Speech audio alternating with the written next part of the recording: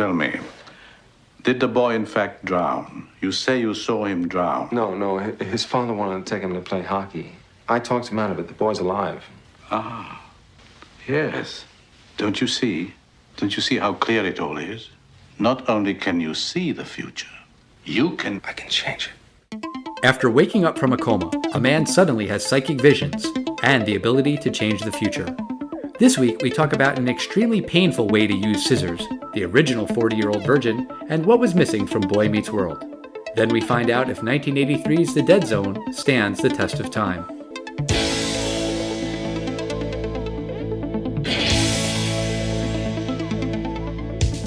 Test of time, James and Alan have their say. Do the movies you love still hold up today? James says gladiator with the glut. Alan says as a father, blah blah. It's the test of time, James and Alan have their say. Do the movies you love still hold up today? Test of time, James and Alan have their say. Do the movies you love still hold up today? Hello, everyone. Welcome to the Test of Time. I'm your host, James Brief, and my co-host is here with me. Well, not here with you physically, but here with you digitally and spiritually and emotionally. Hi, it's me, Alan Noah. How are you doing there, James? I'm doing well, and for all you future listeners of these episodes, we are recording during coronavirus, so Al and I have been playing, I'm sure, a bunch of video games. It's something nice to do, and you got your son and daughter home with you. Yeah, I wish I was playing more video games, man. I really wanted to beat Legend of Zelda: Link's Awakening. That was like early on my quarantine checklist. I did it, and I have not been playing much since then. Little bit of Just Dance. We'll have some Just Dance parties. That's pretty fun. I got Rayman Legends. It was like on sale on the eShop for like $8. That's kind of like a new Super Mario Brothers game where you can all play and kind of help out a player that's not doing so good. So that's kind of fun, but I wish I was playing more. Let me ask you a random question about video games and your purchasing history. Have you ever bought a video game twice? And I'm not counting you lost the cartridge or something, but for example, I know you have at your setup at home some games on the original Super Nintendo, Nintendo, and 64. Do you ever buy games ever again when they're remade on the, not remade, but just kind of re-released again? Very, very, very rarely. The one example that comes to mind was buying Super Mario All-Stars for Super Nintendo, which I had already owned Super Mario Brothers 1, 2, and 3 for Nintendo. But honestly, the real reason I bought Super Mario All-Stars was because it also included Super Mario Brothers: The Lost Levels, which was the real Super Mario Brothers 2 from Japan, unlike that crappy game that we got here in America. So yes, technically I rebought 3 of those 4 games on that cartridge. But generally speaking, I don't re-buy games. When Mario Kart 8 Deluxe came on Switch, I refuse to buy it because I have it on the Wii U and my Wii U is still plugged in downstairs in the basement. So why am I going to spend another $60 for a game I already own? Generally speaking, I don't want to do that. So usually I don't. That's fair enough. I mean, the example you're giving, the Mario Kart 8, I mean, it's almost the exact same thing when you're at home, so you wouldn't get any advantage. But I will say that I have bought many games several times. When a game comes out on a new system, sometimes it has a couple graphical enhancements, just like that Super Mario All-Stars. I know you bought it because it's more like when you buy a greatest hits album and it has a couple new tracks too, and the new track was the new hit.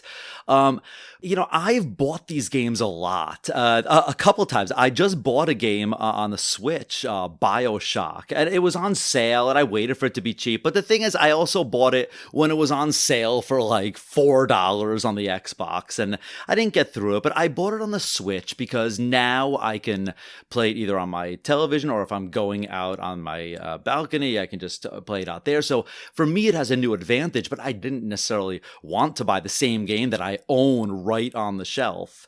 But I know we talked about video games last week when we talked about the PlayStation 5 going digital, well, having an option to be fully digital without any kind of optical drive. But the reason I brought up all that stuff about rebuying games is Xbox released this new idea. They're still working on, so you never know what it's going to be when it finally comes out, their new console. But if you buy a game, say Tomb Raider, whatever the game is, if you buy it on Xbox One, when it comes out on the next one, you're just going to get that one for free. And you no longer have to buy it for the new console. You just don't want to have to turn on a whole new system and keep a different HDMI wire plugged into your television if it only has a few slots. It's a good thing for fans, I think. I 100% agree. And I remember thinking something similar way back in the olden days. I'm going to use some words that people might not know if you're a very young listener. But remember how when you had a CD and you wanted to convert it to MP3s, that was an easy thing to do. You would put it into your PC computer and push the button in iTunes. And then, like magic, you would have a digital copy of all of those songs. I love that, and I spent hours converting tons and tons of CDs to digital files that way. But it always bummed me out that you couldn't do something similar with movies. If I bought a DVD, why can't I have a digital version of it? I paid for it. I bought the DVD. That was always a thing that kind of annoyed me. And to hear that about video games, yeah, I think that's definitely the right move. I think that's very, very smart of Xbox to do. They're not losing money. They're only making their fans happy by doing something like that. It just seems like a no-duh kind of move. I guess the counter argument is that on the flip side, Nintendo does get people to rebuy certain games over and over again. Although now with the NES and SNES on Switch, it's more of like a Netflix model where you just pay the subscription price and you have access to tons and tons of games. You don't have to rebuy individual games over and over. Yeah, it's just a nice thing for the market. And we're seeing the market change drastically. And, it might be a good thing. There could be some cons to it because I'm going to probably have an Xbox account because I've had it. And does that mean in 20 years, if I want to go to a PlayStation, you can't convert all those games. You don't get those new version on your new PlayStation. It only goes one way. So you'd kind of be like tied to them a little bit. Well, yeah, and I think that's kind of the point, is it builds brand loyalty. It's just like anything else. Amazon makes the Alexa devices so cheap so that you'll keep buying stuff on Amazon. And then maybe you've heard that the Google Home is pretty good too, but I've already got the Alexas, so it's definitely a way for them to boost brand loyalty. And that just seems like a smart business move to me. But now that we've geeked out about video games, as we very much enjoy doing, let's talk about The Dead Zone, which is a movie you picked. And why did you want to review The Dead Zone, James? This is based on a Stephen King novel. I haven't seen this movie in probably 20 years. I just remember that I rented it like you used to do a lot in the before times. I rented this movie from the library and I saw it once and all I remember is that I liked it. I had vague memories of the very end of the film and kind of the vague plot of what was going on, but I forgot about most of all the little subplots of the film. I just remember it was a thumbs up to me, but that was a long time ago and it popped up on Netflix and, it was also starring Christopher Walken. And to be honest, I really haven't seen Christopher Walken in something where he wasn't, to put it bluntly, like being Christopher Walken. Like, when you see him in Pulp Fiction, he's doing something that only Christopher Walken could do. When he's in that The Weapon of Choice Fatboy Slim music video, it's awesome because he's wacky Christopher Walken. The cowbell thing on SNL became famous because he's weird Christopher Walken. And this film, he's not playing a caricature of himself, and I kind of just want to see Christopher Walken in something where he was just the actor Christopher Walken. I mean, he really is an everyman in this movie, so much so that the character's name is John Smith. I mean, they call him Johnny sometimes, but I mean, I actually did a little bit of a double take on that. I was like, really? The character's name is Johnny Smith? Apparently, the director, David Cronenberg, he wanted to change the name because he's like, that's the stupidest name in the world. And in the novel, Stephen King, as the narrator, even makes a point that it sounds like such a ridiculous name. And yeah, I have it. Like, he's just such a nobody that he's literally Johnny Smith. But in case you haven't seen this film, it stars the aforementioned Christopher Walken. He stars as Johnny Smith, a man who's involved in a car accident and he's in a coma for 5 years. When he awakens, Johnny discovers that he has psychic abilities and he can see visions of people's past, present, or future when he touches them. Johnny uses his power to stop a serial killer, then he meets an aspiring politician named Greg Stilson, played by Martin Sheen.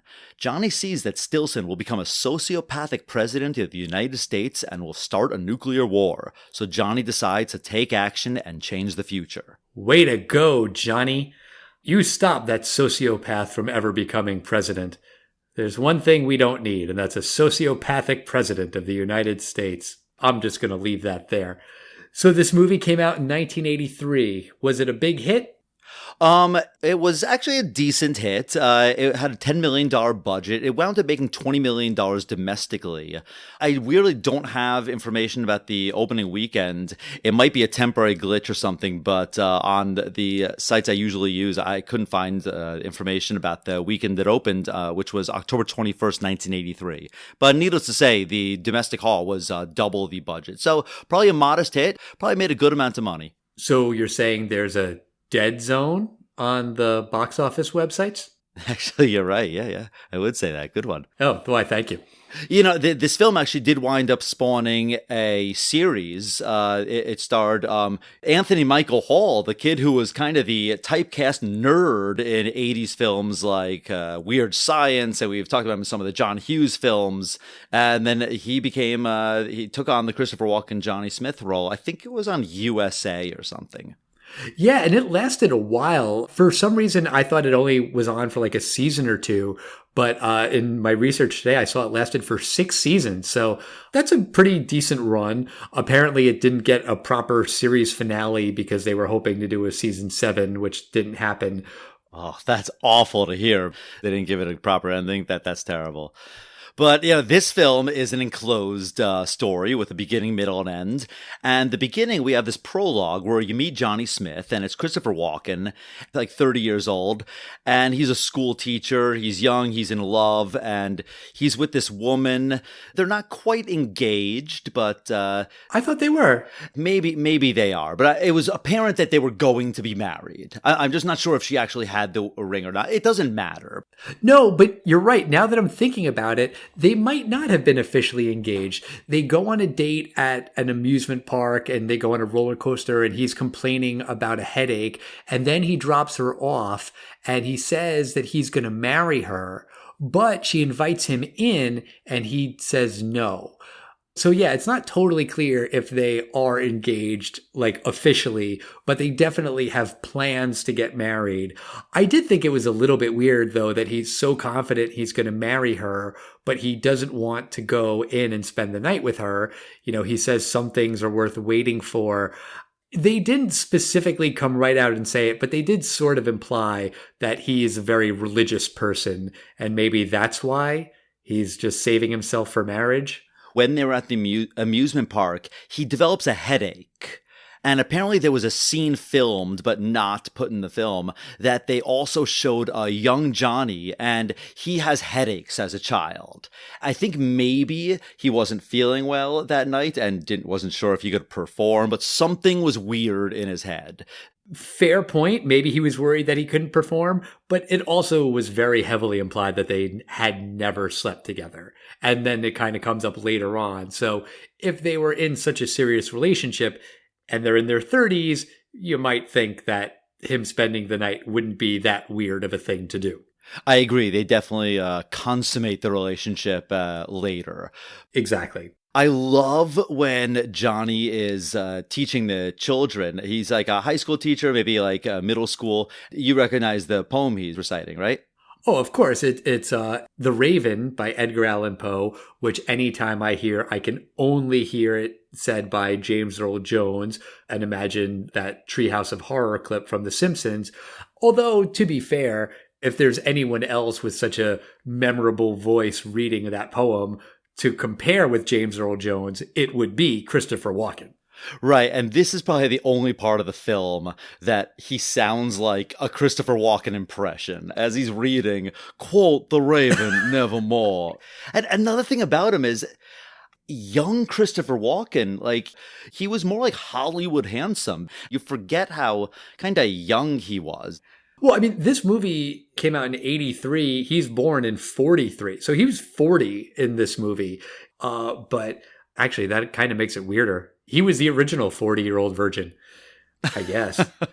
But after he refuses to go into Sarah's home and spend the night because he's a 40-year-old virgin, he gets into an unfortunate car accident and he is in a coma for 5 years. Now, I wanted to ask you, James, as a doctor, is this really a thing that happens? I feel like this was a trope in a lot of movies, at least maybe more so in the 80s and 90s, about people being in comas for many, many years and then waking up. Does that happen regularly? Is it kind of a rare phenomenon?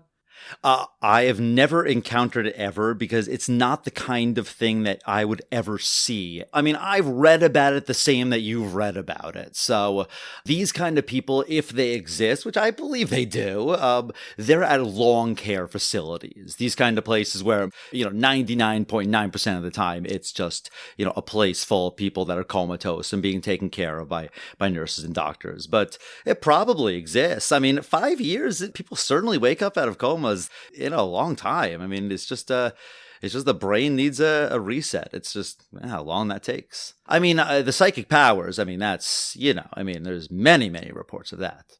Right. Well, before he discovers that he has his psychic powers, there's this moment where he sees his parents who are still alive. I read in IMDb trivia that the woman who played his mother was really only like 4 years older than Christopher Walken, which is funny. But Johnny asks about Sarah, his girlfriend / maybe fiance, and the mom says, "You have to forget her. She cleaves to another man." That's such an old-fashioned, old-timey word, cleaves. She cleaves to another man. I mean, she's married. She has a kid. I don't know what the difference between married and cleaves is, but obviously that's traumatic for Johnny. But then another trauma happens when a nurse comes in and is taking care of him. Johnny touches her hand and he has this vision of a little girl in a bedroom that's on fire. This little girl is the nurse's daughter, and Johnny tells the nurse, "You have to go now. There's still time." Somehow the nurse races back home. I assume the house is very close to the hospital where they are, but he's able to save this little girl because of this vision that he has. Yeah, and he winds up grabbing his neurologist's arm, this guy, Dr. Sam Wyzak. And when he grabs his arm, he has these flashbacks to Poland in World War II. And he's seeing, your typical Polish village that's being destroyed and families being separated. And he just sees that young boy, which you can tell is the old doctor as a young boy. He's separated from his parents, and when Johnny wakes up, he says to the doctor, he goes, "Your mother, she's alive." Yeah, and then Dr. Wyzak's like, "Oh, I'll look her up." And he does, and he calls her. But then when she picks up the phone, he doesn't want to talk to her. And then when he tells that to Johnny later, Johnny is saying, "Well, why?" And Dr. Wyzak's like, "Well, it wasn't meant to be." Which is stupid. I'm sorry. If you thought your mother was dead your whole life and you discover her alive all these years later, yes, that's a horrific tragedy, but Jesus, wouldn't you be on the next flight to Poland to connect with her and give her a hug and, try to connect? I mean, that's just one of those stupid things that only a movie character would say and do. I mean, I could see somebody paralyzing in fear with something like this. I mean, it's not the natural reaction to it, but I think he just was so overwhelmed with, maybe he's thinking he can't do this to this poor woman who now she would think I lost all these years with my kid. He just didn't want to put her through more trauma. I guess. That just seems stupid to me. Like, I could understand being paralyzed with fear when she first answers the phone and he hangs up, but then he should call back, an hour later or whatever.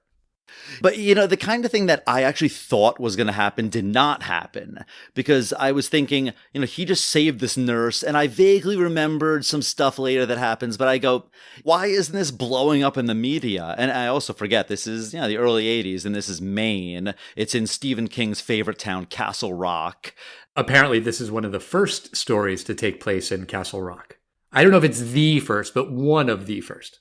Oh, interesting. The small time media, yeah, he gets on local, he might go on Bangor, Maine, local news, but it does get picked up by the sheriff, who's played by Tom Skerritt, and it turns out that there's this serial killer that is just murdering women all over town, and they have absolutely no clue. He's always one step ahead of them, and he says, I have no other choice. I'm going to just try something absolutely ridiculous, and he goes to Johnny, and he asks him for help with the serial killer case. Yeah, and it is a serial killer, but it's also a serial rapist. And at first, Johnny has no interest in helping the police. The sheriff says, well, if God gave you this gift, then you should use it. And Johnny has this little rant where he goes off on, oh, God's been real swell to me. I lost my girl. I lost my job. I lost everything. But when Sarah comes and visits, maybe not on Christmas, but definitely around Christmas, they end up sleeping together, as you alluded to earlier. And I guess somehow that changes Johnny's mind and he agrees to help out the sheriff. Before we get into tracking down the serial killer, though, I did just want to mention that, it is a little weird that Sarah decides to sleep with this guy now while she's married, while her infant son is asleep in the next room on Christmas, I guess. They were so moral and religious before that they couldn't have premarital sex, but having adulterous sex on Christmas is fine? I mean, what? I'll answer it this way, Al. I think that these people are the soulmates of each other.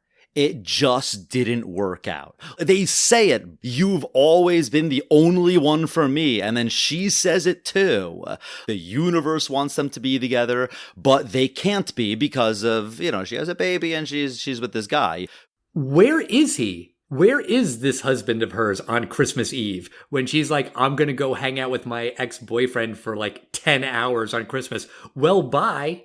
I'll tell you exactly where he is. The only place this guy could be, is what we'll find out, is this guy is completely, and possibly Sarah too, they're both completely swindled by this really charismatic politician that we find out that they've been volunteering for.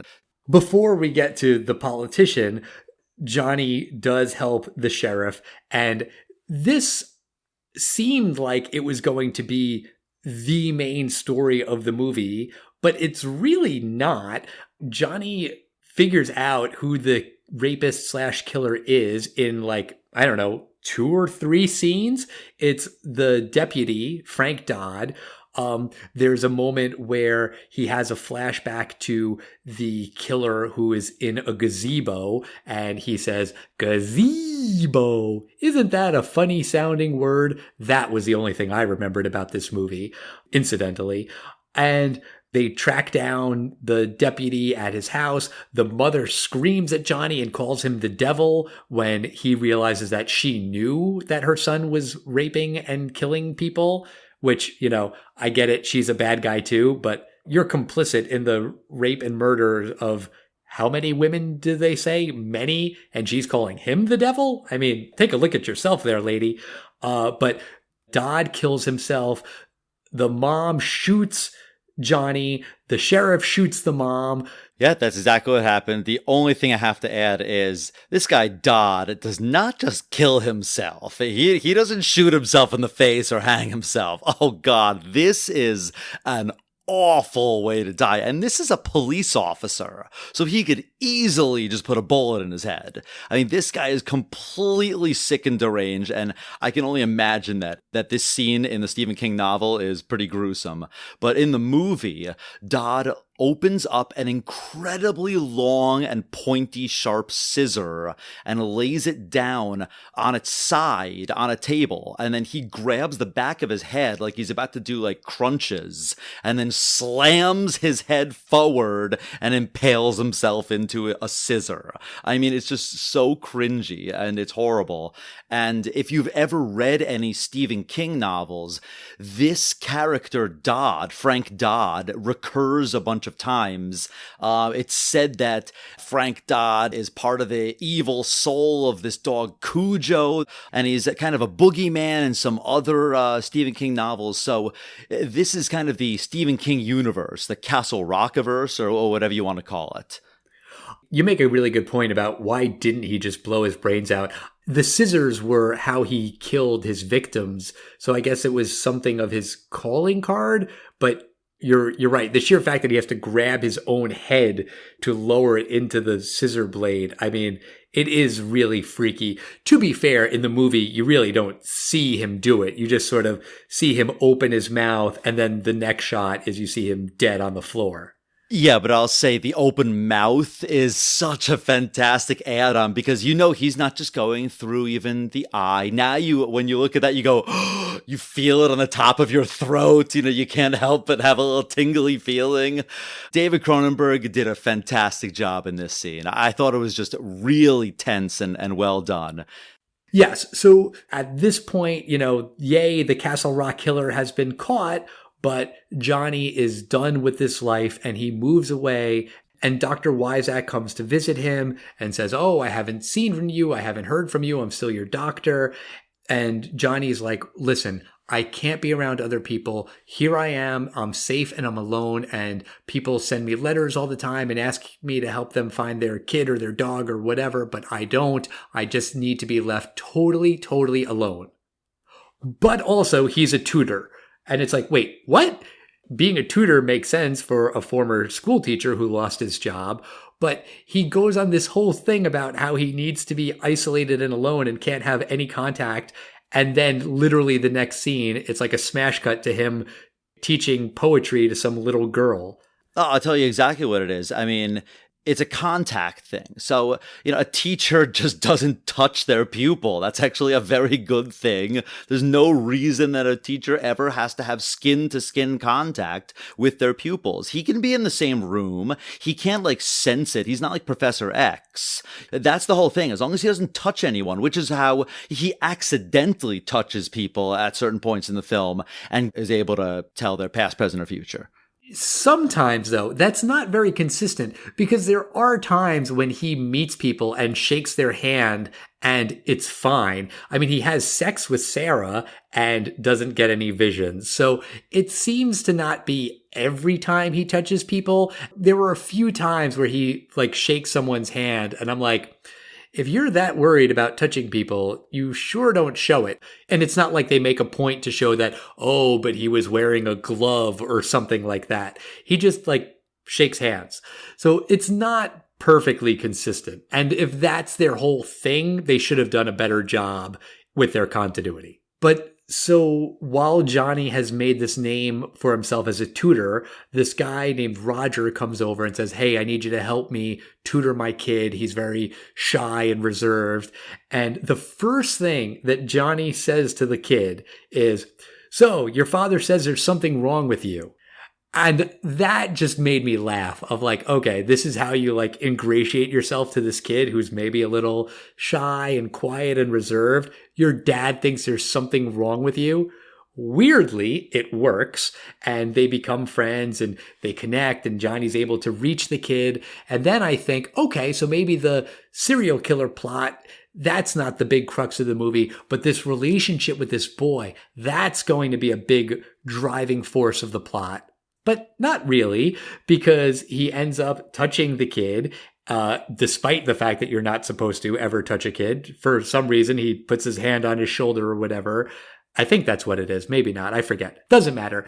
He has a vision of the little boy falling through ice in a pond and drowning. And then he tells the dad, you can't do the hockey league that he was planning to start. There's going to be an accident. All the boys are going to drown. And the dad's like, yeah, I know you're a psychic, but I don't care about your psychic ability. I only care about your tutoring ability, and you're fired. So then the little kid doesn't go and do the hockey practice, but his friends do, and they all drown. Yeah, and I disagree with you when you say that this doesn't drive the plot, because it drives the plot enormously, because this time, this was something in the future. So he realized that he was able to change something about it, because he winds up calling back Dr. Wyzak, and he tells him about what happened, about the boy. And he tells him that this time the vision, as opposed to when I saw your father, when I saw the fire and, all the stuff about the dead girl, there was a blurry part. And he called it, there was a dead zone in this vision. And I know you love it when they say the title of the movie in the film. I mean, it's fine. If it's done in a way that makes sense, it's fine. To be clear, I didn't say that this storyline doesn't move the plot forward. What I was saying was that his relationship with the boy, I thought was going to be like, they're going to team up and like go on adventures together, or like that was going to be a special bond. I was really referring to that relationship, which doesn't really go anywhere. You were looking for more of a Mr. Feeney and Corey Matthews, but where Mr. Feeney has psychic powers. I guess that's really what was missing in Boy Meets World, right? Exactly. When you really think about it. But I do love, I think the number one, actually I have to say, the number one Christopher Walken moment of this film is when he's warning the dad, and the dad's like, no, the ice isn't going to melt. And he just screams, the ice is going to break! It's just such a great Christopher Walken line. I mean, to that dad, the guy's a psychic. He stopped the Castle Rock killer. Why would you put kids on ice after that? I think that he thinks that this is just an illusion, because I can see somebody saying, if you had this power and you didn't use it to make yourself a billionaire, it can't possibly be real. If you're not using it to make yourself rich and famous, it can't be real. Oh yeah, if it was real, do it on the Tonight Show. I could see people immediately thinking that this is a con or some kind of scam for whatever reason and dismissing it. I'll say it. As a father, if a guy who I knew had psychic powers, that it was like confirmed that this guy was psychic, said, your kid is going to die in an ice hockey accident, and I was planning to take my kids to play ice hockey that day, I just wouldn't play ice hockey that day. Go to a rink, save it for another day. I mean, why risk it? And you don't even have to be a father, because if someone said it to me, they would tell me about my kids are going to die. That will be someday as a father. So, I would apply the same instincts as you.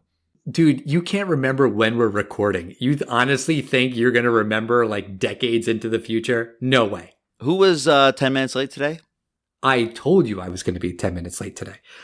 Anyway, so this guy, this politician, Greg Stilson, is running for Senate, and he is played by Martin Sheen, a young-looking Martin Sheen, who actually I think looks a lot like Emilio Estevez in this role, more so than like in any other movie I've ever seen him in, or TV show, I guess.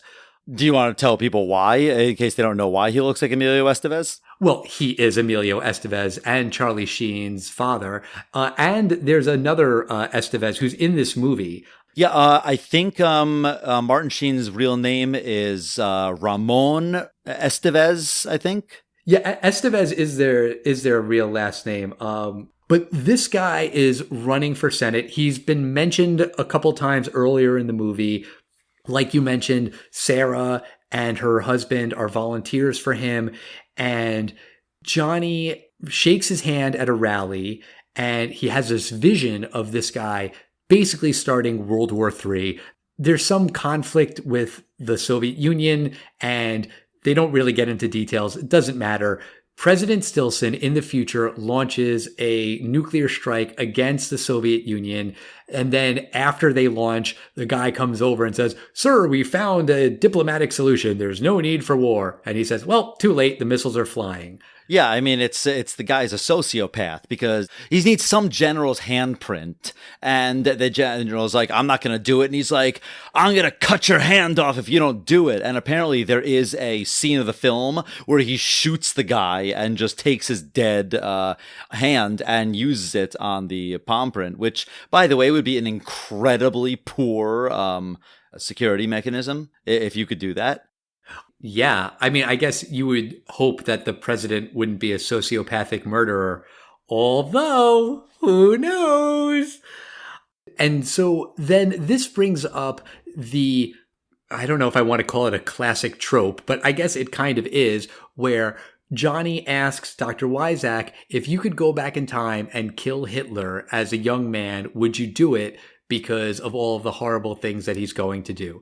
Basically saying that Stilson is like Hitler because he's going to cause a nuclear Armageddon.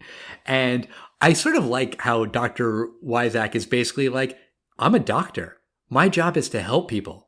Of course I'd murder Hitler. I wasn't expecting him to go that way, but I appreciate the logic. And okay, I mean, you could debate if people would really do that or should really do that. And that's a whole ethical thing that we don't need to get into right now. But I just like Dr. Weizsäck's response to that. Oh, it's completely said like logically. He's triaging it. You know, there's a disaster and you have to triage people. And, you know, you can't waste time on, unfortunately, this person who might be dead and it'll be a waste of blood and resources and a surgical team to operate on this person, or this person's, you know, minutes from dying. And you do these things. He would triage and you go, no. This person will result in many, many more deaths. As a logical person, you must kill this person. He's totally logical about it. And it's one of those things that Johnny takes the advice of. So he decides, I have to do something about this. And he decides, I'm going to assassinate the guy. And I have to say, it is so striking to me because I have not been able to watch one show for several years. I cannot watch The West Wing, which I had watched on its first run, and it was a great show. I used to just think I would be so depressed by watching a president. Forget if you're left or right. I mean, this guy, like, always made sometimes he'd almost make an immoral choice so that he'd learn that that was an immoral choice and he'd be a better man for it. It's almost unwatchable now because you just cringe so much about how unrealistic it is. But it's so interesting seeing him as such a good man as the president of the United States, and then as such an evil sociopath who just wants to hit the button even when there's a diplomatic, peaceful solution. He doesn't care. He just wants to go down and yippee-ki-yay. Along those lines, Stilson has a line where he says, I know that someday I'm going to be president. And it is funny because Martin Sheen does play the president on The West Wing. He also played JFK in a movie or a miniseries or something too. But regardless, Johnny decides he's going to stop this guy. He gets a shotgun. He's hiding out where there's going to be this campaign event. But as Stilson is going to the stage, he asks Sarah to come on stage with him because she works on his campaign and she knows him and she's got a cute little baby. So I guess she just will be good dressing on stage. And Sarah says, yeah, sure, why not? Johnny decides he's going to take the shot anyway. He fires, but he misses. However, Stilson is so afraid of getting shot, he grabs Sarah's baby and holds it up as a human shield, which is just the most repugnant thing a man could do. Stilson's right-hand man shoots Johnny. Johnny falls down from the balcony, but you can tell even the bodyguard is like kind of disgusted with Stilson for what he just saw him do, and a photographer takes a picture of it. So then as Johnny is dying, Stilson goes and talks to him and asks him who he works for. Johnny grabs his hand and sees that because of that photo, Stilson's career is ruined and Stilson eventually kills himself. Stilson kills himself by shooting himself, not with a scissor in the mouth, which I guess is a better suicide option. But Johnny dies happy knowing that he prevented World War III. Yeah, he's like, you're finished. You're through. And then Sarah comes over to him. and he kind of dies in her arms, and she says, "I love you." And it just kind of fades to black right there. So that is basically the ending of 1983's The Dead Zone. What do you think, Al? Does The Dead Zone stand the test of time? I'm going to say no. And it's not that I don't like Christopher Walken, because I do. I like him very, very, very much, and I love watching him, and he is great as an everyman. And he should have done more everyman type roles, although I guess he is pretty entertaining to watch as a character actor too, and doing all these crazy villains that he's more well known for. As I was preparing for the episode today, I was reminded about the TV show with Anthony Michael Hall, which I never watched, and quite frankly, I'd kind of forgotten about. But it makes sense that it was a TV show. I couldn't help but think that this is maybe better as a TV show, where you could do season-long arcs about he has to catch the killer, and then he has to save the kids on the hockey team, and then he has to get back the girl, and then he has to stop the evil senator. And like each one of those stories could be one season, and it slowly unfolds. Apparently in the series, the Senator Stilson thing is like over many seasons. That's like the show's bigger arc. Fine, that makes sense. This movie really plays like a couple of episodes, and I read that David Cronenberg said he envisioned the movie as a triptych, as these three sort of separate stories of like the before of Johnny, and then stopping the killer, and then stopping Stilson. These things are connected, but they feel very disjointed, and it just doesn't feel like one coherent plot to me. I found that to be really jarring as I was watching it. And that's really the main reason I'm going to say that it doesn't stand the test of time. Just as a quick sidebar, having a sociopath as a president, yes, that does stand the test of time. Although in this movie, it's a third party candidate. So no, that doesn't work. I mean, we don't have a sociopathic president named Gary Johnson or Jill Stein in the White House now. So that's a little unrealistic. But what do you think, James? Do you think the movie stands the test of time? You know, I agree with some of the stuff you're saying. The movie feels like the novel is a lot more straightforward than what we got on film. Like, there's probably a lot of filler, because the movie does feel like there's an act one with all the beginning stuff with his accident. And there's an act two with the kid, and you think it might be a story about a kid and, you know, him bonding, but it isn't. And there's the whole act three, which is the Stilson act, which is completely not introduced at all in the earlier parts of the film. I found the acting very good. I actually really like this ending, because I kind of thought that he's going to assassinate him because he kills Hitler. But no, killing Hitler, killing the really popular fascist guy, is the worst thing you could do, because then he dies and, you know, he'll never get his trial. This way, he goes out as a coward and everyone hates him. The Stilson movement is completely dead. And I just think the ending is really intriguing, and the movie is an hour and 40 minutes. It's tight. I do think it stands up for me. So I'm going to say yes, 1983's The Dead Zone does stand the test of time. All right. I have to ask the obvious question, James. If you could go back in time and kill, I'm going to say, 10-year-old Hitler, do you do it? Could you kill a 10-year-old? Yeah, this is the classic ethics question, and the reality is, I would not go back in time and kill Hitler, because that essentially changes every single thing about World War II. And even if you theoretically think that killing Hitler would prevent a Nazi fascist rise in World War II or any of World War II, let's assume that that does happen. You know, there's 25 million men that don't die in World War II. They wind up marrying a lot of the people that are our mothers, grandmothers. I'm not not saying it's a good thing, but I'm saying, no, I would not go back in time because I've thought about that theoretical question. However, this is different. This is existing in our time because if you think about it, we're all time travelers going slowly in the future, and we're altering the future with every single action we do. I mean, that's kind of the way you could think about morality. Are you going to alter actions to be good or bad? And that's where this character is. He's not saying I'm going to go back and I'm going to decide that every single person alive shouldn't exist so that a really bad man doesn't do some bad stuff. Of course there's an ethical argument to saying you could. That's something that you're talking about completely differently. I don't think he's asking, would you go back in time and kill Hitler? He's saying, would you kill a young Hitler knowing what he would become? It's very different. So I would say in that case, yes. I mean, that is something you would have to kill someone to, like the doctor was saying, in a logical way, kill this man to prevent the death of possibly our entire species. Because in the 80s, if the US and Soviet Union go to nuclear war, that might be it for the species.